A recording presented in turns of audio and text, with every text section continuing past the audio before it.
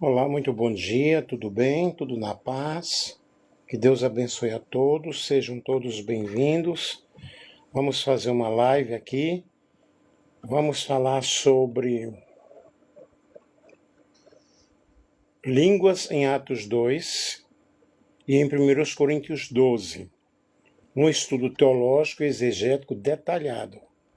As línguas como voz do Espírito, missão em Atos, edificação em Corinto e intercessão na igreja. Então nós vamos falar aí as línguas como voz do Espírito. Fiz uma capa bem bonita aqui, sempre estou mostrando a capa. E eu quero que vocês compartilhem com outras pessoas. Aqui. Línguas em Atos 2 e em 1 Coríntios 12. Um estudo teológico e exegético detalhado. As línguas como voz do Espírito. Doutor em Teologia, Nelson Alves de Andrade. Vamos compartilhar aí para que outros possam ser também abençoados com o nosso estudo, com a nossa pesquisa. Fiz um artigo aí, tá? Um artigo científico. Este estudo, ele analisa as manifestações das línguas em Atos capítulo 2, versículo 1 ao 13, e em 1 Coríntios capítulo 12, 1 Coríntios capítulo 12 ao capítulo 14, examinando suas características, o contexto histórico, ou contextos históricos, funções e significados teológicos.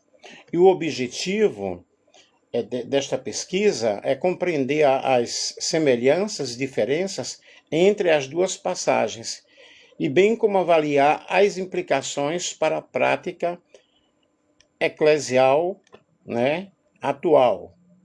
O fenômeno das línguas no Novo Testamento revela uma dinâmica progressiva da atuação do Espírito Santo na vida da igreja. Em Atos dos Apóstolos, as línguas manifestaram-se como um sinal missionário, capacitando a igreja nascente a proclamar as grandezas de Deus em um contexto multicultural, marcando o início da expansão universal do Evangelho. Já em 1 Coríntios, o dom de língua, ou línguas, o dom de línguas, assume uma função intraeclesial, segundo regulado pastoralmente, para a edificação do corpo de Cristo, subordinado à ordem, à interpretação e ao amor. Por fim, à luz de Romanos 8, 26 ao 27, as línguas são compreendidas como expressão de oração intercessória no Espírito, que nós estaremos falando dentro deste artigo, atuando onde a linguagem humana se mostra insuficiente, permitindo que a vontade de Deus prevaleça na intercessão dos santos. Assim, missão, edificação e intercessão não representam usos distintos e desconectados das línguas, mas dimensões complementares de uma mesma economia do Espírito, que fala, ora e envia a igreja para cumprir sua vocação no mundo. A questão das línguas, vamos aqui à introdução, a questão das línguas tem sido um dos temas mais debatidos dentro da teologia cristã desde o advento do movimento pentecostal no século XX, enquanto Atos 2 relata um evento histórico singular no início da igreja. 1 Coríntios, capítulo 12 ao 14, apresenta instruções pastorais sobre o uso carismático dos dons espirituais.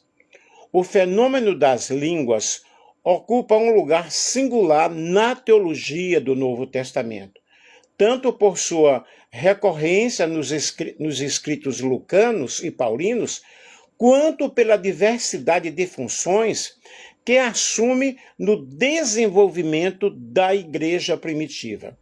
desde o evento fundamental do Pentecostes até as instruções pastorais dirigidas às comunidades gentílicas, as línguas revelam-se como um sinal da presença ativa do Espírito Santo na missão, na edificação e na vida devocional da igreja.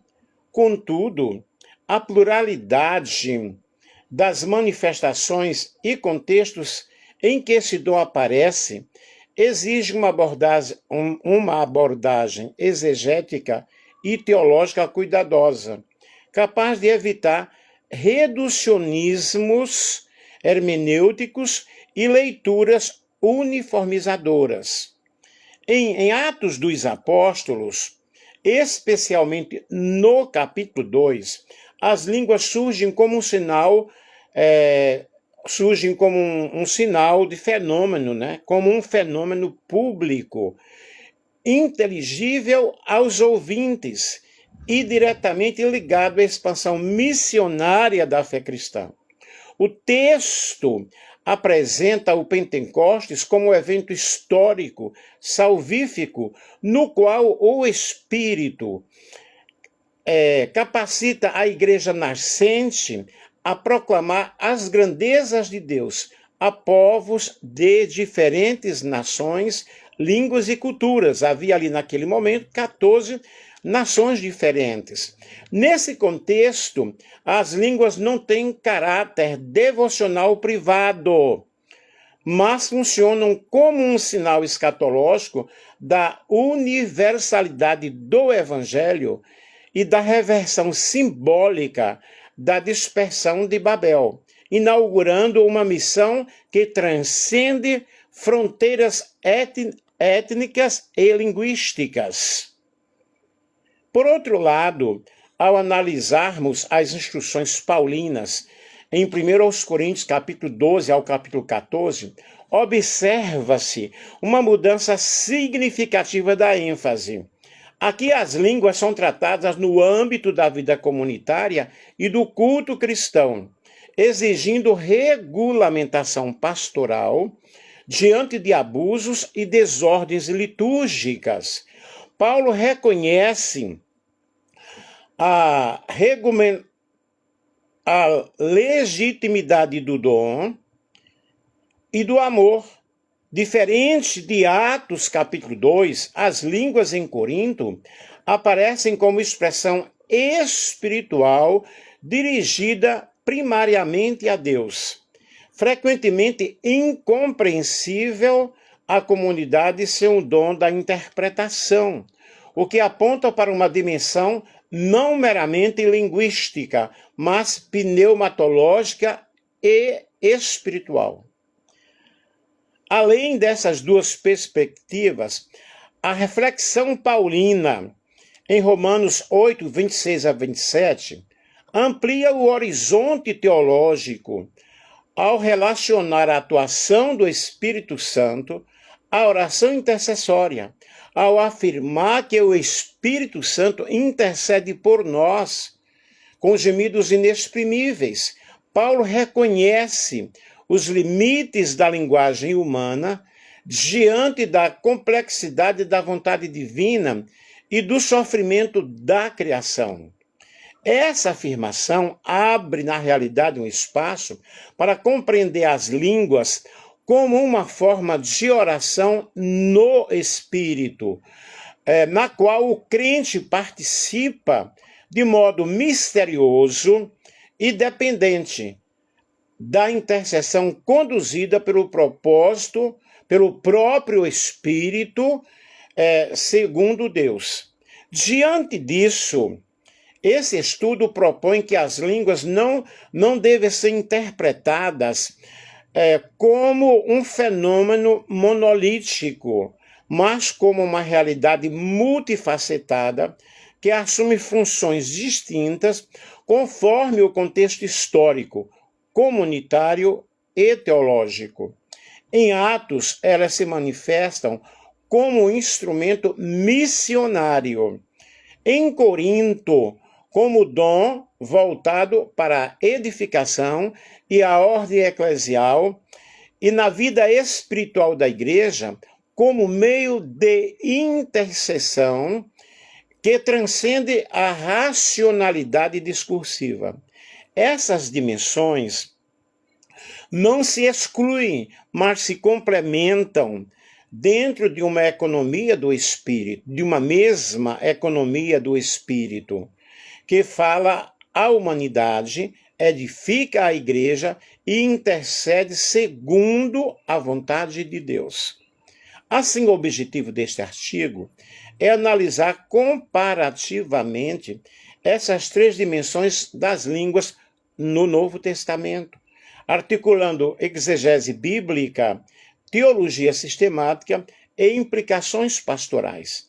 Busca-se demonstrar que missão, edificação e intercessão constituem eixos inseparáveis da atuação do Espírito Santo na vida interna da igreja, oferecendo uma leitura equilibrada que dialogue tanto com a tradição acadêmica quanto com a espiritualidade cristã contemporânea. A questão de pesquisa aqui. Qual é a estrutura teológica e funcional das línguas de Atos 2 e em Coríntios, 1 aos Coríntios, capítulo 12 ao 14? Em que aspecto elas são iguais e em que aspectos elas diferem? Como esses textos orientam a prática contemporânea das línguas?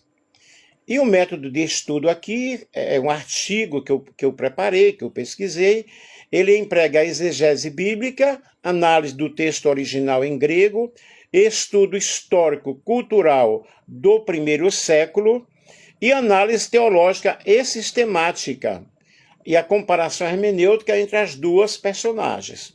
A metodologia usada, o presente estudo, adota uma abordagem qualitativa de natureza bibliográfica e teológico-exegética, centrada na análise de textos bíblicos do Novo Testamento e da leitura acadêmica especializada em exegese,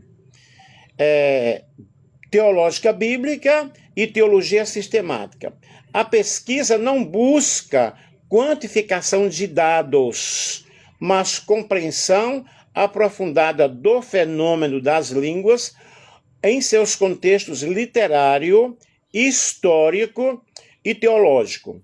O método exegético é aplicado principalmente aos textos de Atos dos Apóstolos, capítulo 2, 1 aos Coríntios, capítulo 12 ao 14, e Romanos, capítulo 8, versículos 26 ao 27, considerando aspectos gramaticais, semânticos e contextuais do texto grego,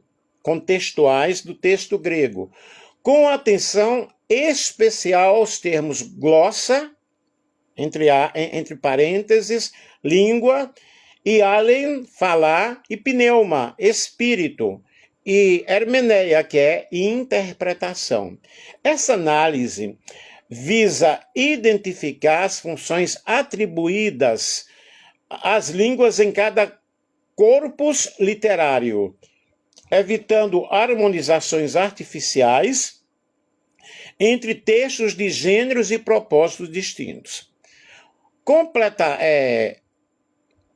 Completamente, utiliza-se o método histórico contextual, situando os textos em seus perspectivos ambientes socioculturais e o contexto judaico diaspórico do Pentecostes em Jerusalém, a realidade multicultural e liturgicamente plural da Igreja de Corinto e a reflexão teológica madura de Paulo acerca da vida no Espírito na Epístola aos Romanos.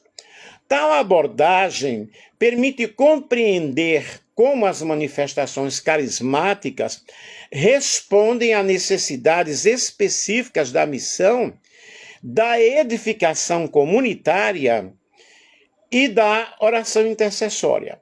Por fim, recorre-se ao método comparativo teológico a fim de articular os dados exegéticos com categorias da teologia sistemática, especialmente no campo da pneumatologia.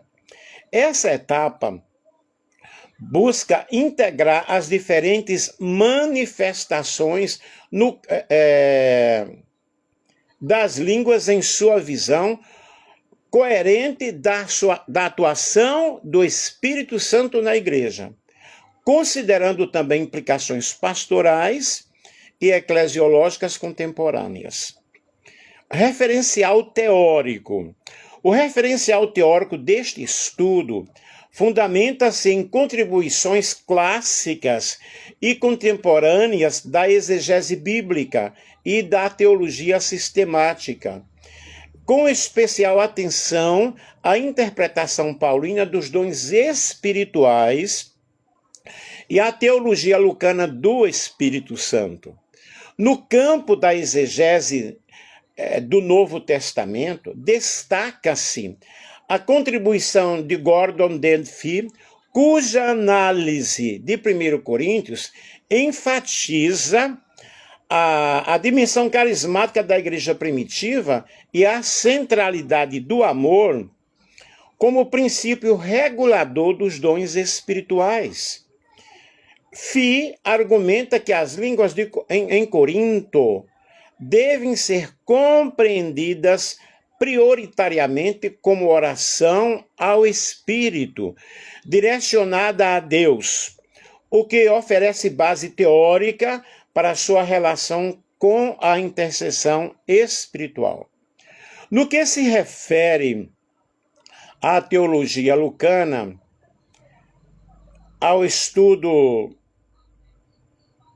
os estudos de Darian L. Book e Howard Marshall fornecem subsídios importantes para a compreensão de Atos dos Apóstolos, como narrativa teológica da missão da igreja.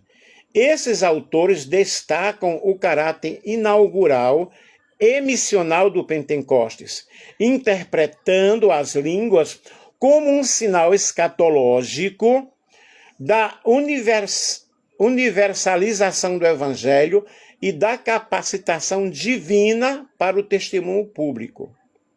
No âmbito da teologia sistemática, o trabalho de Wayne Grudem contribui para a discussão sobre a continuidade dos dons espirituais e sua relevância para a igreja.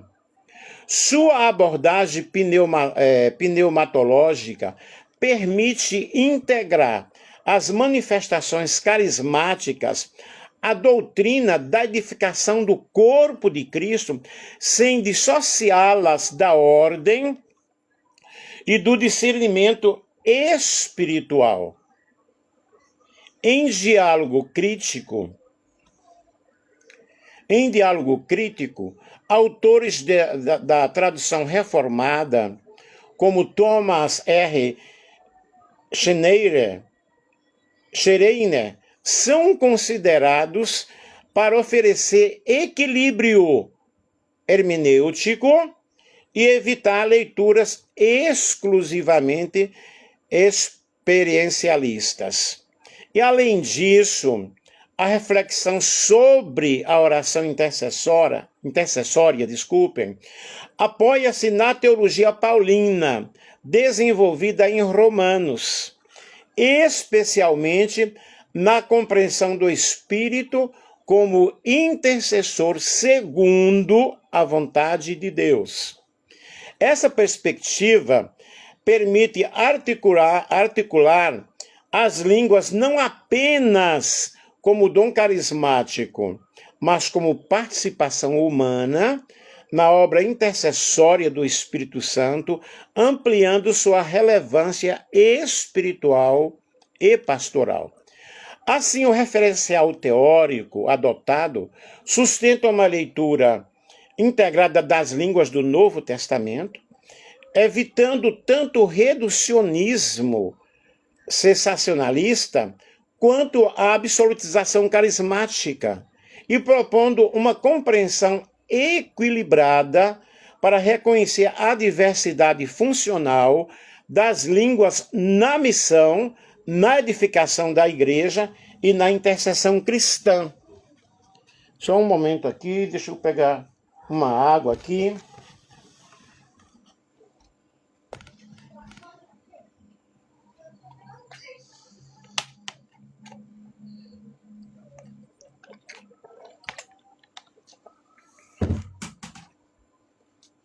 Vejamos o fenômeno em Atos 2, 1 a 13. O contexto da festa de Pentecostes. Coloquem coraçãozinhos aí, pessoal, e compartilhem também com outras pessoas. O texto-chave é: e todos foram cheios do Espírito Santo, e começaram a falar em outras línguas, conforme o Espírito os capacitava. Atos capítulo 2, o versículo 4. Termos gregos glossais, plural de línguas, pode significar idiomas humanos distintos ou manifestações espirituais. Rostopneuma é de dou amafainen, como o Espírito lhes concedia que falassem. Vejamos o contexto histórico. Pentecostes era uma festa internacional celebrada 50 dias após a Páscoa. A cidade de Jerusalém estava cheia de peregrinos de diversas nações. E a multidão ouve os apóstolos falar nas línguas de cada nação. Atos capítulo 2, versículo 8 a 11.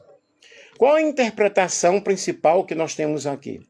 Trata-se de um evento singular, histórico e público, em que o Espírito capacita os discípulos a anunciar o Evangelho em idiomas reconhecíveis para ouvintes estrangeiros. Não é apresentado como um modo de devoção interior, mas como um sinal missionário e evangelístico. Vejamos as línguas em 1 Coríntios, capítulo 12 ao capítulo 14. Contexto. Vejamos aqui o contexto. A igreja em Corinto era plural e multicultural, influenciada por práticas greco-romanas e religiões místicas. Alguns crentes abusavam dos dons espirituais, especialmente das línguas. Aí nós temos aqui a estrutura dos capítulos. Capítulo 12 de 1 Coríntios, nós temos a diversidade dos dons e um só Espírito. No capítulo 13, a supremacia do amor, mostrando que o amor é o caminho mais excelente. E no capítulo 14, a regulamentação do uso das línguas e da profecia. Porque estava havendo uma desorganização. Termos gregos relevantes. Logos pneumaton, línguas de espíritos. 1 Coríntios 12, versículo 10. Glossais e além, falar em línguas. 1 Coríntios, capítulo 14, versículo 2 ao 5. Hermeneia, interpretação. As funções principais, segundo Paulo: comunicação com Deus, oração devocional. Capítulo 14, versículo 2 de Coríntios, 1 Coríntios. Necessidade de interpretação, quando há reunião. 1 Coríntios, capítulo 14, versículo 27 ao 28.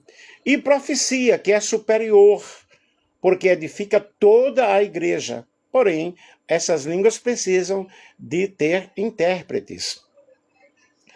1 Coríntios, capítulo 14, versículo 1 ao 5, versículo 12. As línguas devem ser ordenadas e compreendidas no culto. Vejamos aqui um quadro comparativo de Atos 2 e 1 Coríntios 2 ao 14. Atos 2, manifestação reconhecível. 1 Coríntios ou seja, em Atos 2, manifestação linguística reconhecível. Em 1 Coríntios 2 ao 14, pode envolver idiomas humanos ou espirituais. Está muito claro aqui a palavra de Deus. Em Atos 2, a função evangelística é sinal público. Em 1 Coríntios, capítulo 12 ao 14, é para a edificação da igreja, oração e culto.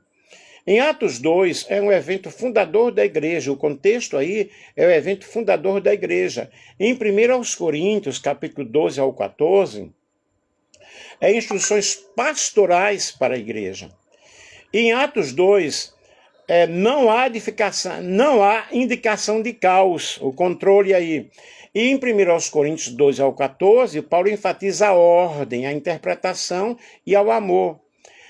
Em Atos 2, a ênfase é a missão, é a unidade, início da era do Espírito. Em 1 Coríntios, capítulo 12 ao 14, é edificação, ordem e clareza no culto.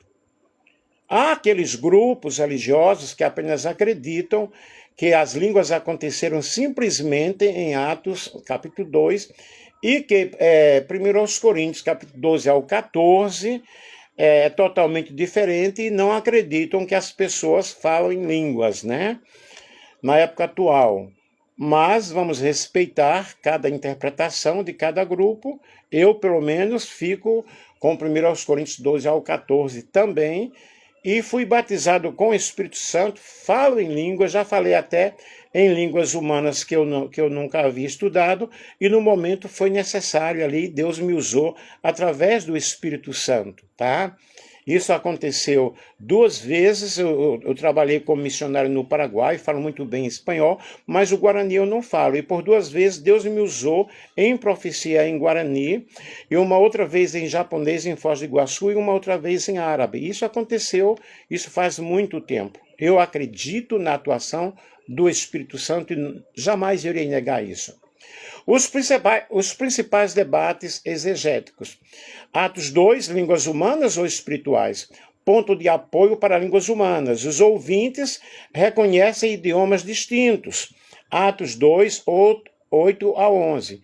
E o autor Lucas sublinha a diversidade de povos. E esta não é a primeira live que eu estou fazendo. Eu tenho várias lives sobre este assunto, está no meu canal no YouTube, Nelson Alves de Andrade. Pontos de apoio para manifestação espiritual.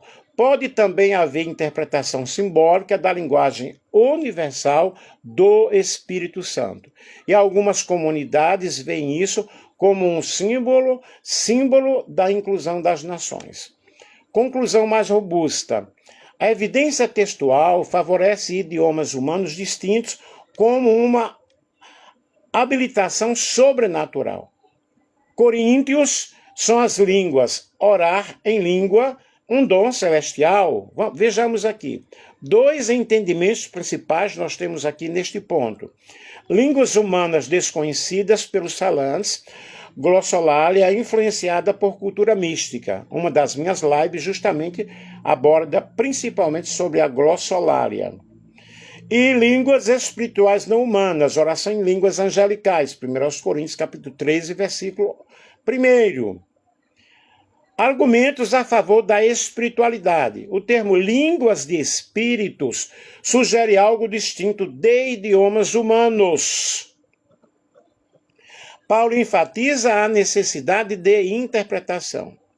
Vejamos aqui a teologia sistemática das línguas. Eu fiz um estudo bem completo, bem aprofundado. Foco pentecostal e carismático. Defende que o dom de línguas continua disponível. Enfatiza a experiência subjetiva e a oração. Foco reformado, sensacionalista. Entende que o dom de línguas era relevante para o início da igreja e terminou após a era apostólica. A ênfase é na edificação racional da igreja e interpretação. Quais são as implicações para a igreja hoje? Pastoral. Qualquer uso carismático deve ser ordenado e edificante. Deve haver harmonia, deve haver organização. A interpretação é essencial se for usado em comunidade. A implicação teológica em Atos, as línguas de Atos 2 e em 1 Coríntios 12 ao 14 não são idênticas em função nem em contexto, ok? São funções diferentes e são contextos diferentes. A experiência pessoal sempre deve estar alinhada à ordem e à edificação da igreja. As línguas angelicais. As línguas de Coríntios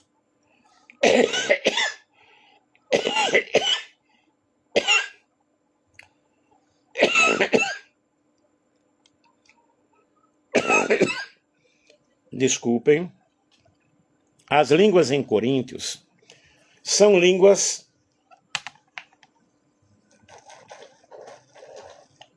angelicais. A ideia de que as línguas em 1 Coríntios podem ser línguas angelicais é uma das hipóteses mais debatidas na teologia bíblica. A seguir, eu faço aqui uma exploração aprofundada, acadêmica e equilibrada, dialogando com exegese, linguística, teologia sistemática e história da interpretação no nível de artigo científico. As línguas em 1 Coríntios são línguas angelicais? Aqui eu tenho uma análise exegética, teológica e hermenêutica.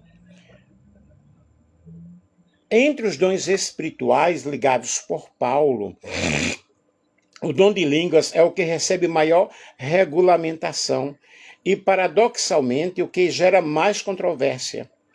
Diferente do fenômeno descrito em Atos capítulo 2, o apóstolo Paulo introduz em 1 Coríntios uma dimensão que levanta a hipótese de uma linguagem não humana, possivelmente angelical. E a questão central é a seguinte: quando Paulo fala de línguas em Corinto, ele se refere a idiomas humanos desconhecidos ou uma linguagem espiritual transcendente? O texto-chave aqui é 1 Coríntios, capítulo 13, versículo 1. Ainda que eu fale as línguas dos homens e dos anjos, se não tiver amor, serei como o bronze que soa. Então vocês observem que aqui existe uma diferença, a língua dos homens e dos anjos. A língua de Atos 2 é dos homens, não é dos anjos. O milagre está das pessoas ouvirem falar em seus próprios idiomas. Observação exegética. O texto grego diz: glossais anthropon kai ton angelon. Paulo ele estabelece um paralelismo explícito. Língua dos homens, língua dos anjos. Isso indica duas categorias distintas de linguagem, ao menos conceitualmente. Linguagem angelical na tradição bíblica. Anjos falam línguas humanas. Em muitos textos bíblicos, anjos se comunicam em linguagem compreensível. Gênesis capítulo 19, Daniel capítulo 9, versículo 9, ou seja, Daniel capítulo 9, Lucas capítulo 1. Com tudo isso, prestem bem atenção. Com tudo isso não exclui que essas línguas são realmente línguas diferentes. E esse presente estudo, ele está demonstrando, ou demonstrou, que o fenômeno das línguas do Novo Testamento não pode ser compreendido de maneira uniforme e reducionista, mas deve ser analisado à luz dos contextos literários, históricos, teológicos específicos. A investigação comparativa de Atos dos Apóstolos, 1 Coríntios e Romanos, revelou que as figuras assumem funções distintas e complementares dentro da economia do Espírito Santo, servindo de missão e edificação da igreja e a intercessão espiritual. E em Atos capítulo 2, as línguas aparecem como um sinal missionário inaugural, marcando o nascimento da igreja e sua vocação universal. a inteligibilidade do fenômeno para os ouvintes e sua inserção no contexto do Pentecostes judaico indicam que as línguas nesse cenário cumprem sua função pública e evangelizadora, testemunhando a ação soberana de Deus na capacitação da igreja para anunciar o evangelho a todas as nações. Trata-se de um evento histórico salvífico, que não apenas inaugura a era do Espírito, mas também estabelece a missão como eixo central da vida central. E, por sua vez, nas epístolas paulinas aos Coríntios, as línguas são tratadas dentro de um contexto da vida comunitária e do culto cristão. Paulo reconhece sua legitimidade como dom espiritual, mas enfatiza a necessidade de ordem, discernimento e edificação do corpo de Cristo. Diferente do Pentecostes lucano, as línguas em Corinto apresentam-se como uma expressão espiritual dirigida a Deus, frequentemente incompreensível à comunidade sem interpretação. Essa característica aponta para uma dimensão vertical do dom, vinculado à oração e à espiritualidade pessoal, sem, contudo, desvinculá-lo da responsabilidade eclesial e do princípio do amor. E a reflexão sobre a oração intercessória, especialmente à luz de Romanos 8, 26 a 27, amplia a compreensão do fenômeno ao situá-lo no âmbito da cooperação entre o crente e o Espírito Santo. Ao afirmar que o Espírito Santo intercede por nós com gemidos inexprimíveis. Paulo reconhece os limites da linguagem humana e apresenta o Espírito como aquele que supre a incapacidade do crente que está orando. Nesse sentido, as línguas podem ser compreendidas como uma forma legítima de oração no Espírito, por meio da qual a intercessão se realiza segundo a vontade de Deus, transcendendo os limites do entendimento racional. Dessa forma, conclui-se que missão, edificação e intercessão não constituem usos concorrentes ou excludentes das línguas, mas dimensões interdependentes da atuação do Espírito Santo na vida da igreja. A tentativa de absolutizar apenas uma dessas funções reside em empobrecimento teológico e pastoral. O testemunho neotestamentário aponta para uma compreensão integrada, na qual o Espírito capacita a igreja ao falar ao mundo, a edificar a si mesma e a orar além das palavras. Como consideração final, este estudo propõe que a reflexão contemporânea sobre as línguas deve manter fidelidade ao texto bíblico, sensibilidade pastoral e abertura ao ministério da ação do Espírito. Tal postura favorece uma prática eclesial equilibrada e reconhece a diversidade dos dons sem compreender a unidade da fé, a centralidade do amor e a edificação do corpo de Cristo. Assim, as línguas permanecem não como um fim em si mesmas, mas como um meio pelo qual o Espírito continua a cumprir sua obra na missão, na igreja e na intercessão dos santos.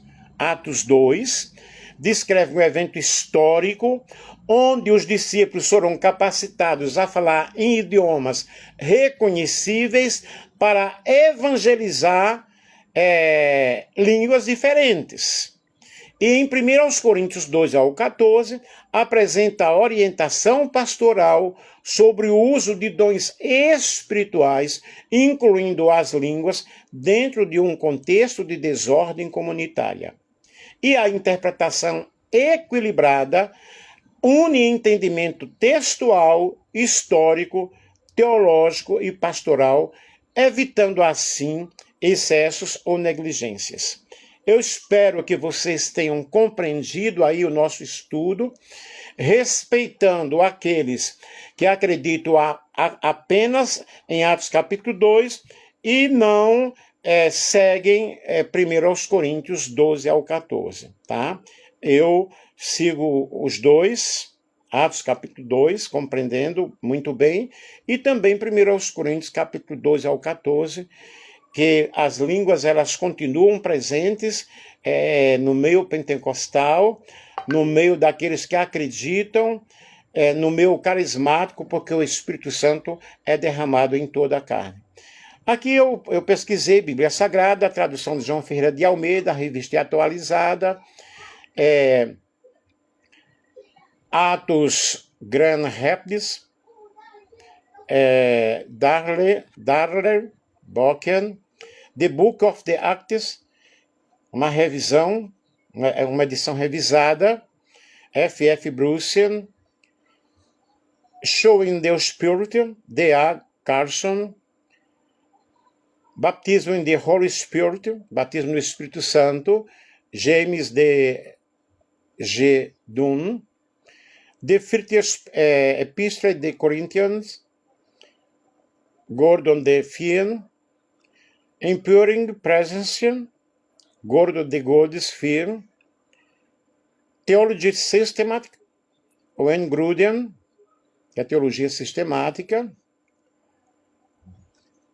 What the Bible Say About the Holy Spirit, Springfield Gospel, Stellan M. Orton,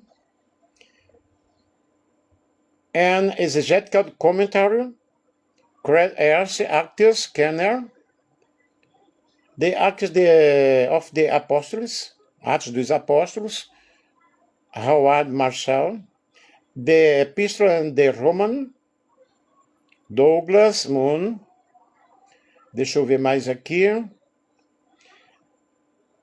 Spiritual Gifts, Thomas R. Schneider, ou seja, Schreiner, Romanos, Thomas Schneider, The Message of Acts, John R. W. Stott. E essas observações aqui de The Fifth Epistle of the Corinthians, Anthony Tierceton. E aqui, gente, essas referências, elas contemplam tradições pentecostais, reformadas e críticas, garantindo equilíbrio teológico. Todas são fontes reconhecidas internacionalmente, adequadas para artigos, para artigo qualis, TCC, para dissertações ou capítulos de livro. Eu tenho uma biografia aqui recomendada para aprofundar o estudo com fontes acadêmicas. The Fifth Epistle of the Corinthians, Gordhofen, ou Gordfien, Actios, Darley Book, Systematic Theology, Owen Gruden, 1 Coríntios, Thomas Schneider, e outros livros mais que você pode pesquisar. É um assunto realmente muito bom, muito legal. Não é, repito, não é a primeira live que eu faço dentro deste assunto. Já fiz várias lives explicando sobre as línguas estranhas, explicando sobre glossolalia, xenoglossia e outros mais. Eu creio no batismo com o Espírito Santo, com o dom de línguas, ok? Creio nos dons, como estão em 1 Coríntios, e respeito aqueles que dizem que os dons cessaram e que seguem outras interpretações. Mas é maravilhoso quando nós entendemos e quando nós colocamos isso aqui em prática, tudo dentro do contexto bíblico, dentro da organização, Mas o principal de tudo isso, queridos, está em 1 Coríntios capítulo 13. Né? Ainda que eu fale língua dos anjos e dos homens, se não tiver amor, nada terá valor, né? E Paulo, ele falava, ele era um poliglota, tá? Mas aí um poliglota no sentido de línguas humanas. Muito obrigado a vocês que nos seguiram aí, eu vou salvar, colocar no Facebook e depois colocar no YouTube. Que Deus ajude, que Deus abençoe a todos vocês. Se quiserem o material em PDF, pode me procurar no privado que eu mandarei com todo o prazer, ok? Sem nenhum custo.